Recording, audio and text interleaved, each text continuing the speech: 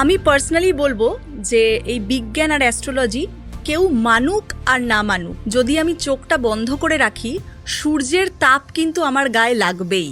অর্থাৎ এই শাস্ত্রটা বলছে যে আমাদের ভাগ্য বা ভবিষ্যতের ওপর গ্রহের যে অবস্থান তার একটা ভূমিকা আছে। একদম। এটা নিয়ে আমি একটা এক্সাম্পল দেবো, যেমন শাহরুখ খান। তো শাহরুখ খানেরও কিন্তু একটা লম্বা ব্যাড ফেজ গেছে। অনেকে বলে যে আমি ভাগ্যের দোষ নিয়ে জন্মেছি, এইটা কি বাস্তব? যার জন্ম যখন হওয়ার তখনই কিন্তু হবে।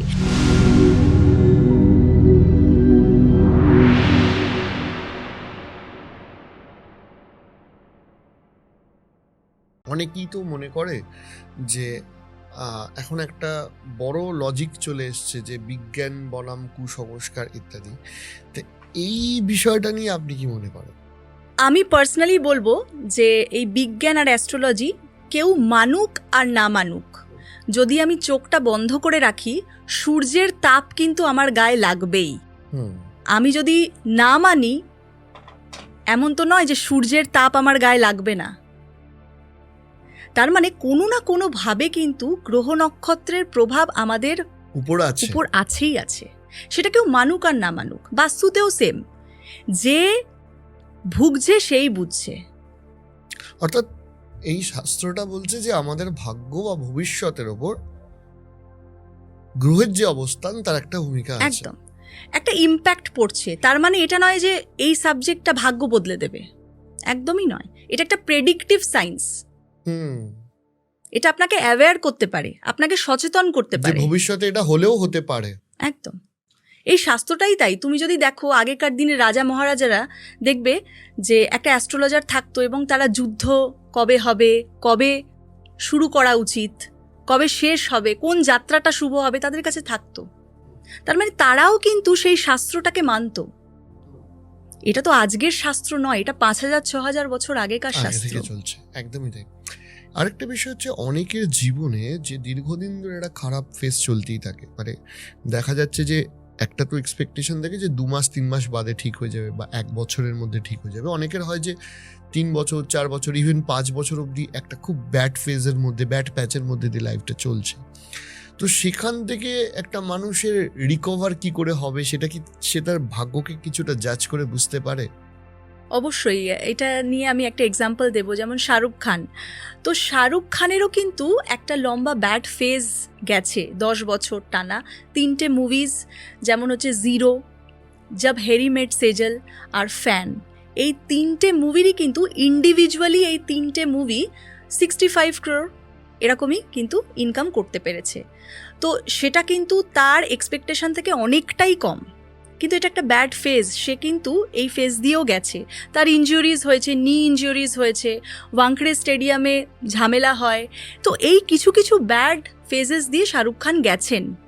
কিন্তু তারপরে কিন্তু ঠিক জওয়ান, পাঠান, ব্যাক টু ব্যাক একটা হিউজ কালেকশন আমরা দেখতে পেয়েছি।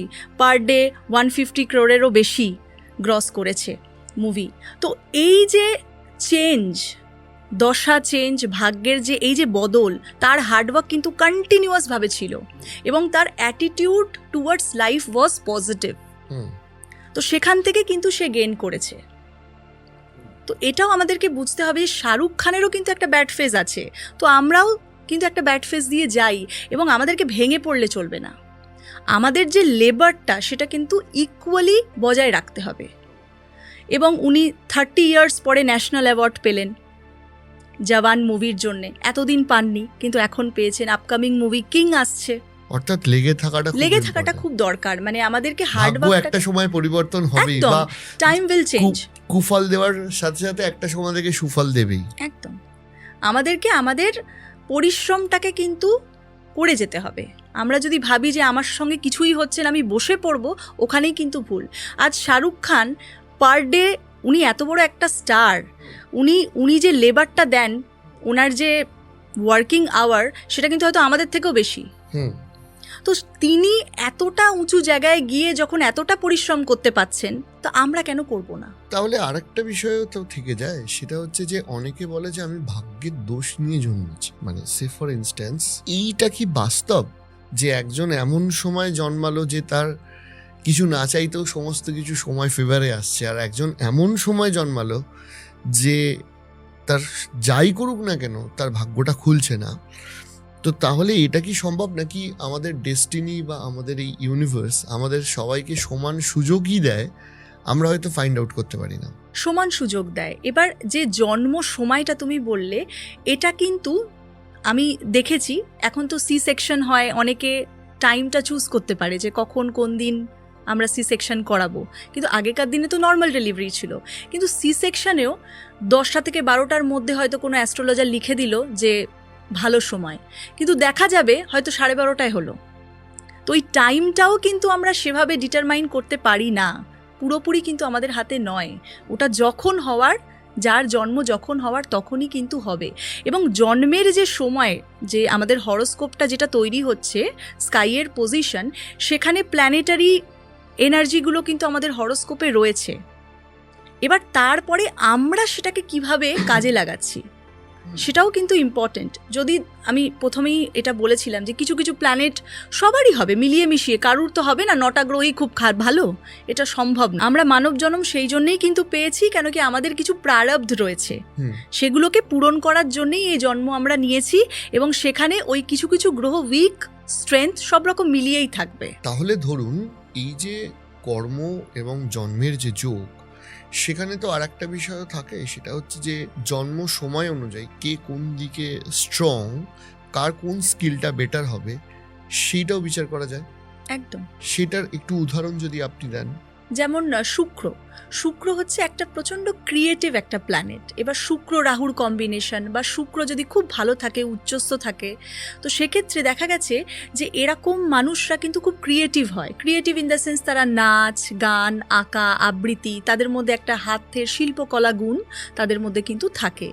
এবং এই জাতক বা জাতিকাদের যদি ক্রিয়েটিভ দিকে যদি একটুখানি গাইড করা হয়, যে মেন স্ট্রিম শুধু নয়, তারা যদি ক্রিয়েটিভ ট্যালেন্ট রিলেটেড কোনো কেরিয়ার চুজ করে তারা কিন্তু বেটার করবে।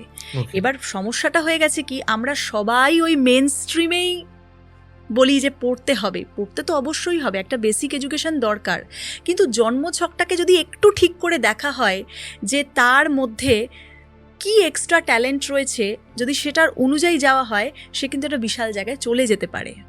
অ্যাটলিস্ট অপরচুনিটিটা আমরা ক্রিয়েট করতে পারবো।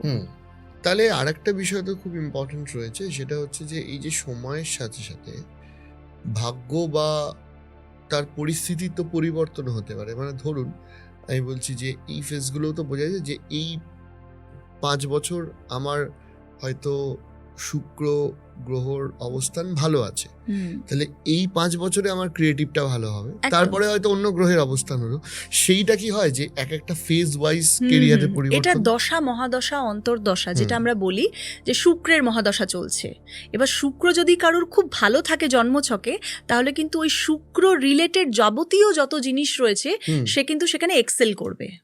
ওটার বেনিফিট প্ল্যানেট হয়ে গেল। মাল্টি ট্যালেন্টেড লোকেদের জন্য বেশি কাজের। হ্যাঁ, মানে যারা কোনো রকম কিছু স্টার্ট করতে চাইছে, মিডিয়া জগতে কোনো নাম করতে চাইছে, এরকম জাতীয় জিনিস কিন্তু ভালো হবে ওই ফেজটাতে। তো ওই টাইমটাকে তারা কাজে লাগাতে পারে।